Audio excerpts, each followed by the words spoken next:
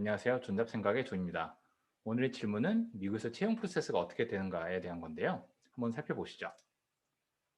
네, 저희가 이제 미국에서 샌드보드 경영을 하면서 그 CFO 또 뭐 영업 임원, 마케팅 임원, 또 인사 임원, 뭐 제품 임원 등을 이렇게 모셨어요. 그 과정에서 정말 많은 분들을 만나 뵙고 또 정말 많은 펌들과 같이 일할 기회가 있었는데 그 과정에서 이제 저희가 좀 익힌 그 프로세스에 대해서 한번 좀 설명을 드려보겠습니다. 일단은 뭐 크게 두 가지가 있겠죠. 당연히 그 임원 채용 준비 단계가 있을 거고 두 번째가 이제 실행 단계가 있을 건데 예, 첫 번째 이제 준비 단계부터 한번 보겠습니다. 준비 단계는 크게 한번 다섯 가지 정도로 그 정리해 봤어요. 첫 번째는 이 리더십, 그 경영진, 이 필요, 그 임원의 필요가 발생을 하는 거 단계고요. 두 번째는 그 관련해서 이제 요구 사항과 우선순위를 정리하는 단계. 세 번째는 그러면 그걸 가장 잘하기 위한 서치펌을 그 인터뷰하고 스크리닝하는 단계. 마지막 그걸 선정을 하고 그다음에 이제 그 임원에 대한 스펙. 미국에서는 이제 그걸 스펙이라고 부르는데 그 잡 디스크립션이죠. 그리고 인터뷰를 프로세스를 어떻게 내부적으로 가져갈 건가에 대한 단계가 있습니다. 첫 번째 단계부터 보시면은 일단은 그 리더십 갑자기 어느 날 뽑고 싶어 뽑는 게 아니잖아요. 어떤 기존에 A라는 회사의 스테이지가 있었고 혹은 어떤 상황이 있었는데 이게 이제 B라는 그 스테이지 혹은 상황이 되면서 좀 더 그 다음 단계 이제 리더십이 필요해진다든가 혹은 기존에 있는 리더십이 더 이상 그 문제가 생겼을 때 이 사람을 이제 다른 분으로 좀 모셔와야 될 경우가 발생할 수 있습니다. 그래서 주로 이게 언제 발생하냐면 회사가 이렇게 계속 성장 단계에서 스케일이 커졌을 때 기존 사람에서 이제 말씀드린 건 문제 생기거나 여기에서 이제 다음 단계 추상화 레벨로 그 단계로 이제 역할이 필요해지는 경우가 있는데요. 예를 들어 좀 더 전략적이라든가 좀 더 경험이 있거나 역량이 있는 분들을 모셔야 될 때 이런 경우에 이제 모셔오게 되겠죠.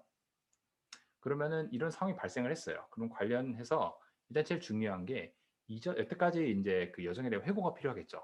우리가 뭘 잘해 왔고 또 계속 하려고 잘하려고 하는데 잘 안 되는 것들. 근데 이게 다음 단계에선 반드시 필요할 것 같다. 그런 부분이 있을 수 있잖아요. 그런 것들에 대해서 좀 파악을 해야 되고 두 번째는 사람에 대한 건데요. 첫 번째가 이제 조직과 그 상황에 대한 거라면 두 번째는 사람.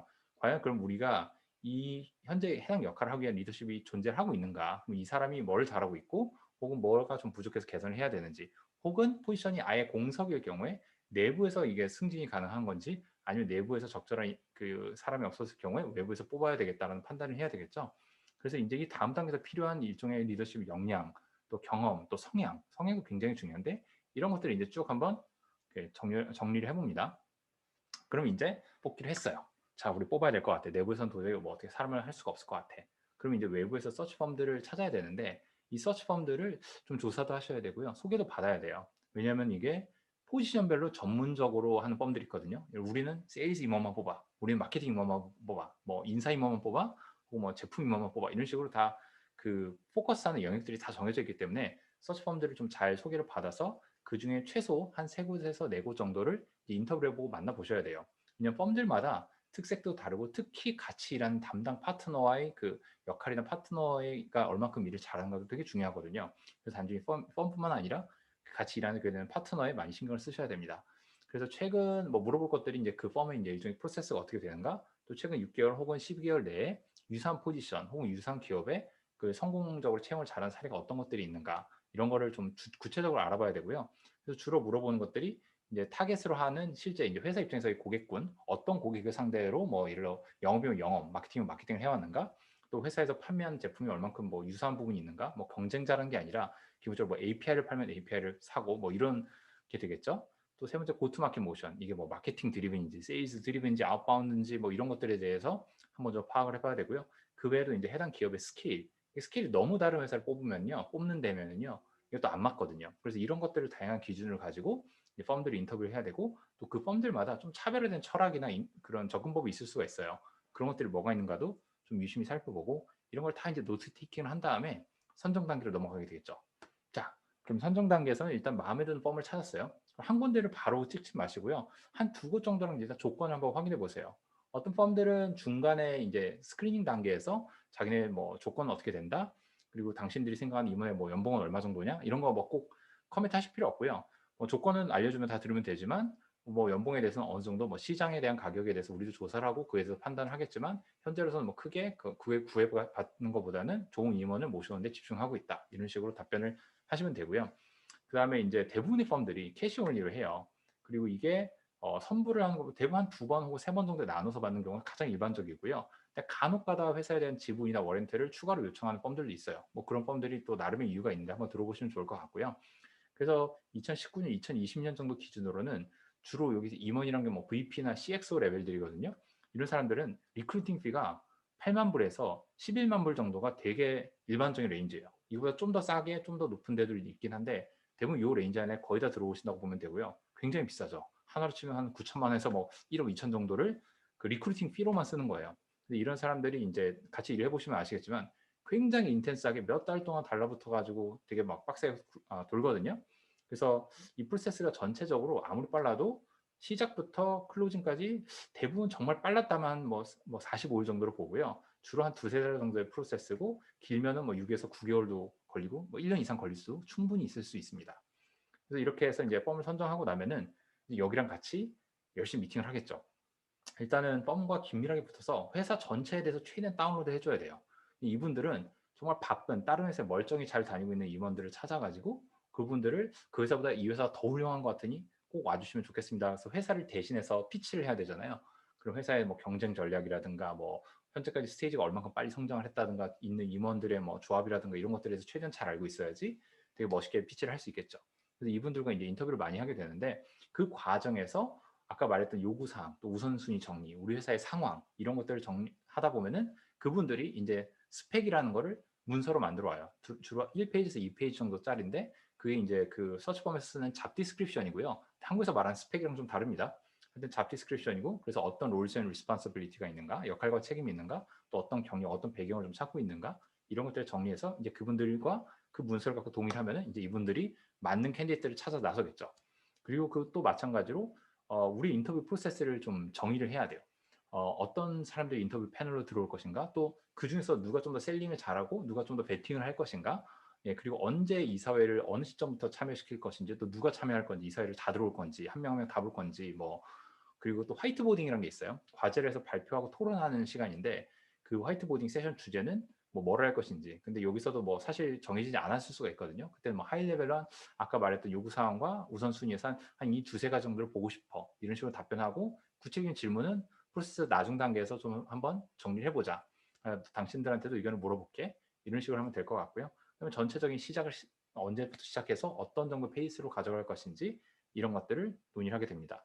여기까지 되고 나면 이제 준비가 된 거예요. 그러면 이제 thumbs up, 스타트업의 수지 씨 thumbs up이죠. 다음에 이제 실행 단계로 가면 되는데 실행 단계는 좀 길어요. 그래서 두 가지 이제 페이스 1, 페이스 2로 나눴습니다. 페이스 1은 처음에 일단 최대한 앞단의 파이프라인 제너레이션이죠.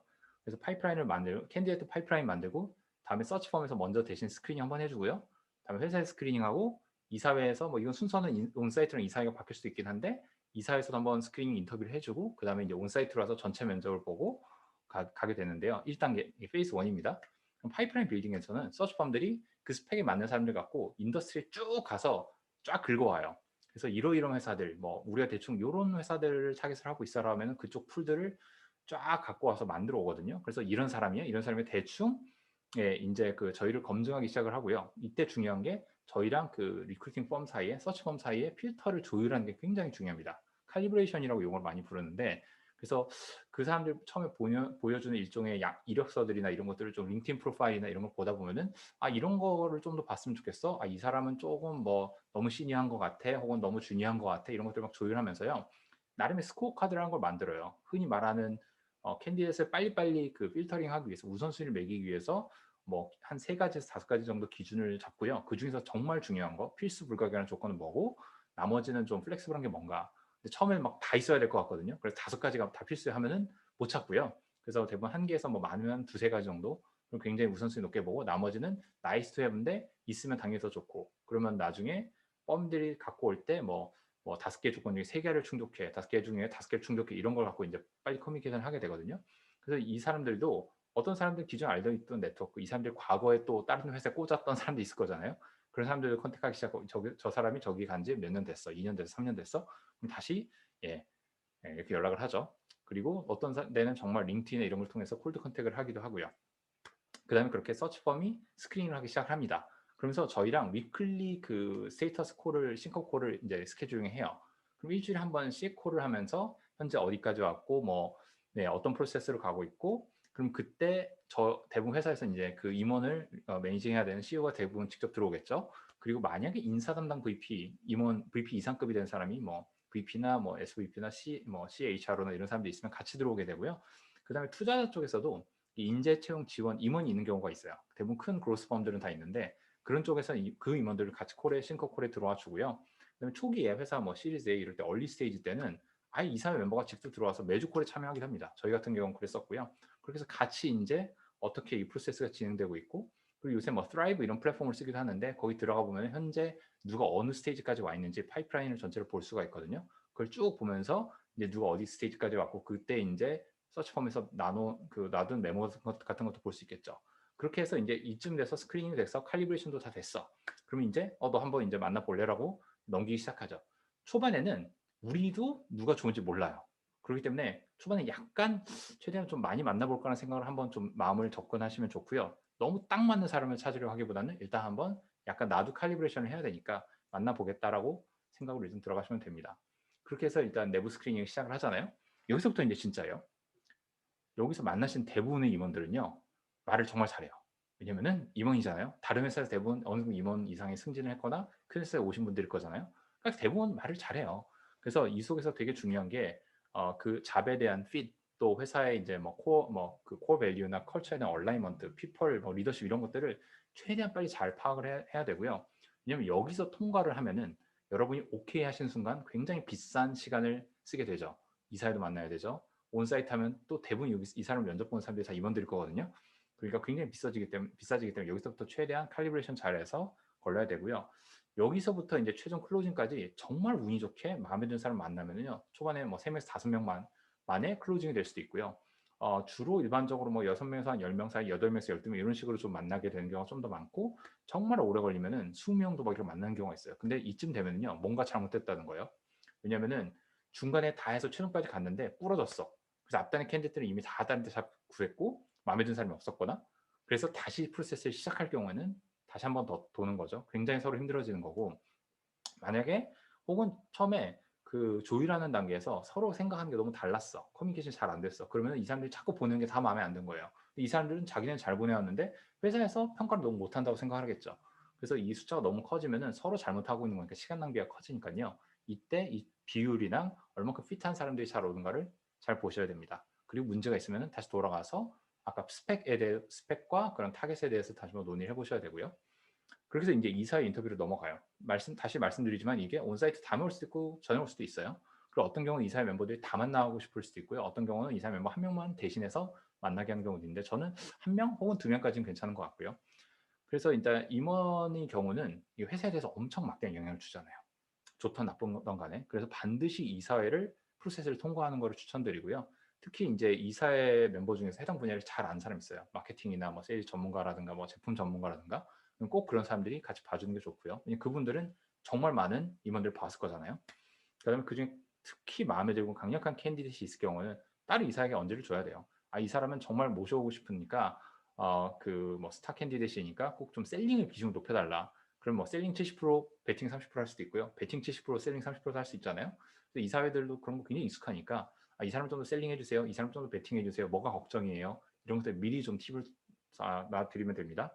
그다음에 이사회 인터뷰 끝나면은 꼭 노트를요. 최대한 빨리 전달받으세요. 하루 이틀 안에 꼭 받으셔야 되고 어떤 점이 마음에 들었고 어떤 점이 좀 안 좋았고 어떤 점이 이렇게 좀 우려가 되는가 그런 걸 좀 미리 잘 파악해 두셔야 돼요. 왜냐면 그렇게 해서 이 캔디데이트과 가서 최종까지 오퍼를 가게 되면요. 이분들의 우려가 어느 정도 해소가 돼 있다는 거를 뭐 우리 온사이트든 화이트보딩이든 나중에 레퍼럴 체크를 통해서 해소를 안 시켜주면 이사회도 약간 좀 찜찜할 거거든요. 그래서 이런 것들을 좀 잘 파악해 두시는 게 중요하고요.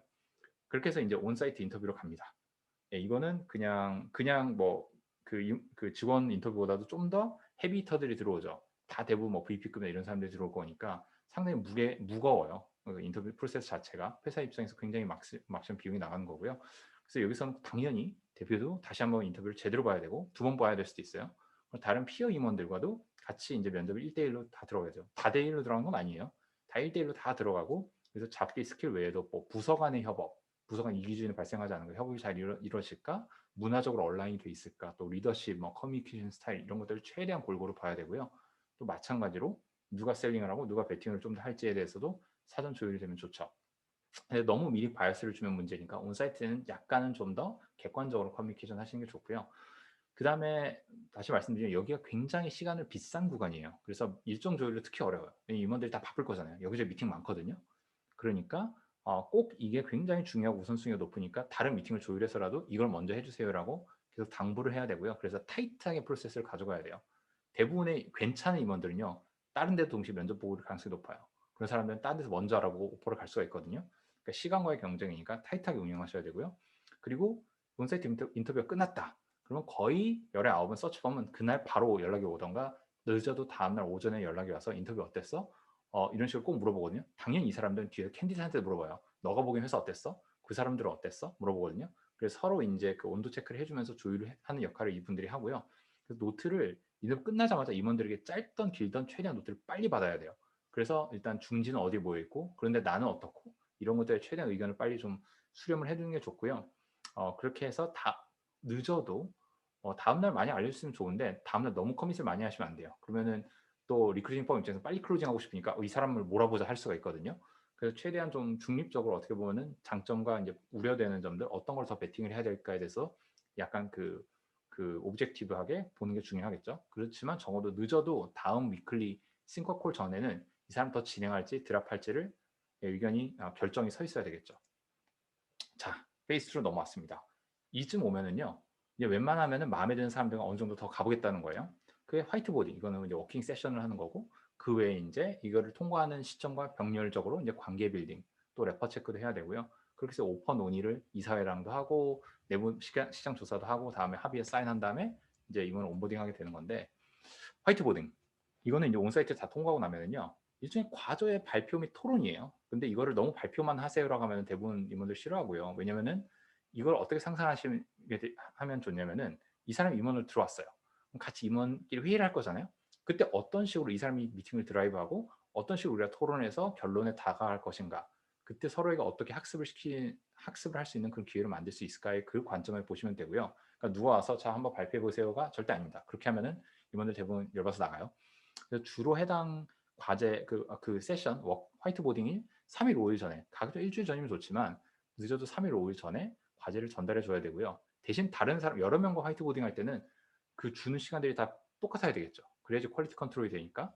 그래서 앞서 이제 해당 포지션을 찾게 된 니즈 또 우선순위에 부합해서 질문 한 두세 가지 정도를 하이레벨에서 던져주고 만약에 좀 더 구체적으로 좀 디테일하게 이런 거는 다뤄주세요라는 걸 던져줘도 돼요.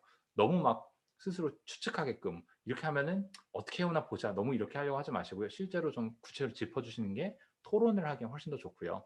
그 다음에 간단한 문서 혹은 슬라이드를 제작을 권장을 하되 그 포맷은 당신이 알아서 좋아하는 방식으로 해주세요. 이거를 어드레스하기 가장 좋은 방식. 근데 또 너무 뭐 화려한 뭐 포맷과 양식에 집중하기보다는 내용의 알참에 좀 더 집중을 하는 식으로 이제 권장을 해드리면 되고요. 그다음에 당일날은 이제 온사이트 인터뷰에 들었던 모든 사람들이 다 들어오겠죠. 그 사람들이 이제 들어와서 다대 1이라는 느낌보다 그냥 다 같이 토론을 한다는 느낌. 근데 먼저 이분이 미팅을 드라이브하고 약간 우리에게 이제 가르쳐 주면서 그 분야의 전문가니까 그러면서 토론을 끌어가는 식으로 리드 해달라고 부탁을 하시면 됩니다. 그래서 토론이 끝나고 나면 이제 그 사람마다 이제 굉장히 놀라실 거예요. 굉장히 다들 면접 때는 잘 봤는데 화이트보딩 때는 또 실력 차가 상당히 나거든요. 스타일 차이도 나고. 그는 끝나고 나서 이제 재빨리 그 인터뷰 패널들과 같이 논의를 해보시면 됩니다.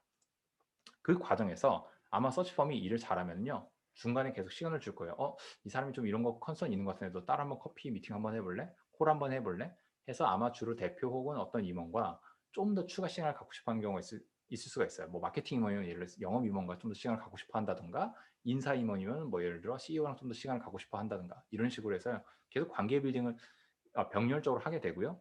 그리고 이게 화이트보딩까지 가는 시점이면 대부분 시리어스하게 온 거기 때문에 자, 당신 혹시 기존에 일했던 회사들 아마 임원이면 대부분 한 회사에 쭉 뭐 10년 있는 경우도 있지만 대부분 한 두 회사 정도 경험하신 경우가 많아요. 그러니까 그 회사들을 섞어서 예, 그 레퍼 체크를 한 5명 정도, 뭐 한 3명에서 5명 정도를 달라. 그러면 굉장히 잘하셨던 분들은요. 여기 5명이서 하고요. 어떤 사람은 3명만 주는 경우가 있어야 그럼 여기서 이제 집중해야 될 게 어떤 회사에서 레퍼런스를 안 주는가도 보시면 좋고요. 어떤 회사에서 이제 집중해서 몰아서 주는가? 또 여기서 요청을 할 게 당신의 상사였던 사람, 당신의 피어, 당신에게 리포팅했던 사람 이렇게 다각도로 레퍼런스를 요청을 하면은요 어느 회사에서 좀 잘 됐고 또 이걸 좀 이렇게 볼 수가 있겠죠. 그럼 감이 올 거고요. 그 외에 반드시 백채널링 하셔야 됩니다. 미국에서는 이거 너무나도 상식적인 거예요. 투자자, 이사회 지인을 통해서 현재 직장에 다니고 있으면 좀 위험하고요. 이미 현재 직장에 그만두겠다고 한 게 아니면 고소당할 수 있어요.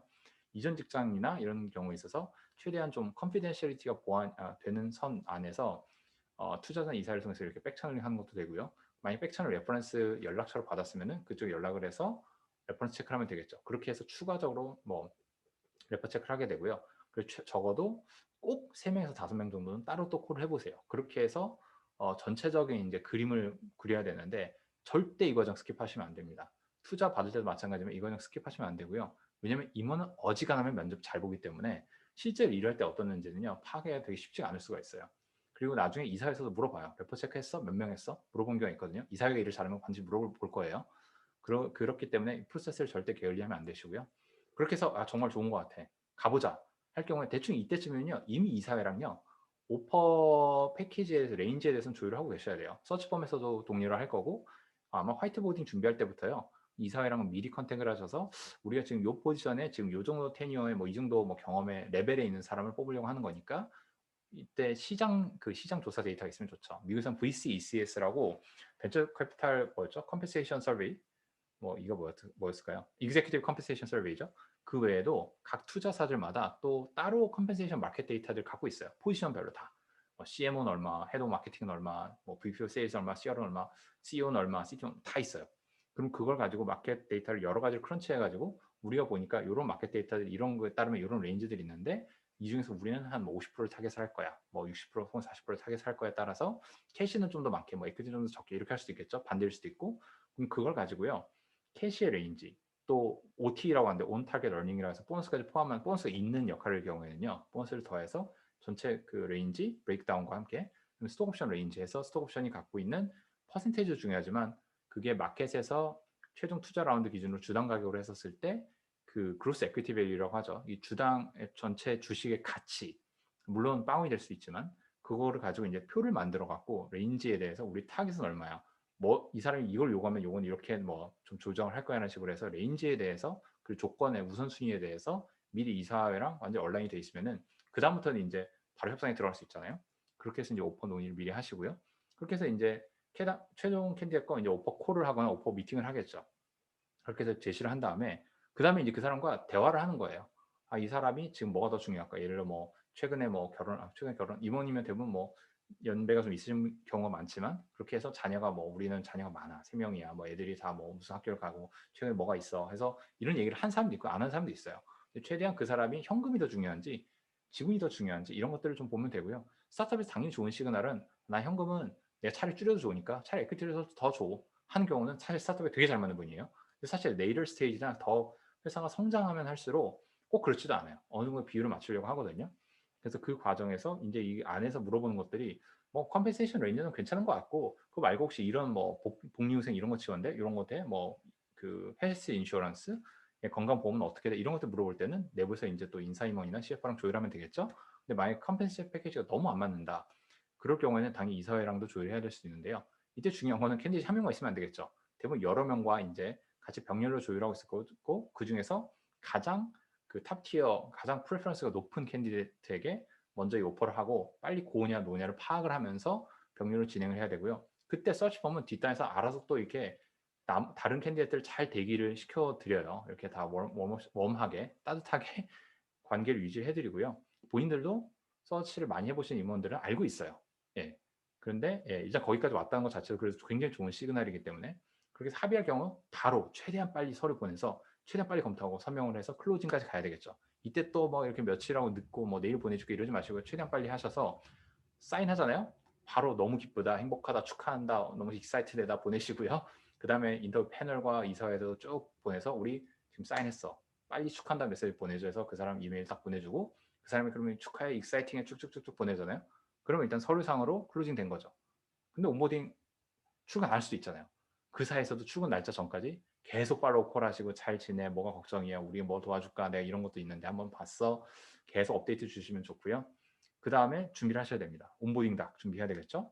예, 주로 뭐 제품, 회사에 대한 뭐 각종 문서들 링크, PDF로 뽑아두셔도 되고 당연히 NDA 미리 사인해 두시면 좋고요. 본인이 맡게 될 조직에 대한 조직 도면, 인물에 대한 설명, 정기 미팅 종류, 회사 전략, 목표, OKR, 임원 및 이사 멤버에 대한 소개 자료 등등을요 미리 문서로 정리해 두시고요. 미리 꼭 보낼 필요는 없어요. 자기는 꼭 미리 보고 싶다 하는 경우는 NDA 사인 미리 하셔서 보내드리면 되고요.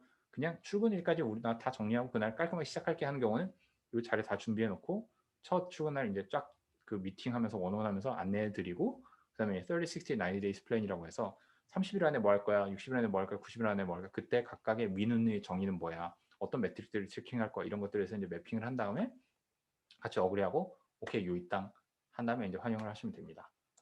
그러면은 어서 오셈요 할 수 있는 거죠. 이상이고요. 네, 오늘 세션은 끝입니다. 혹시 도움이 되셨길 바라고 꼭 좋아요 그리고 구독 눌러주세요. 감사합니다.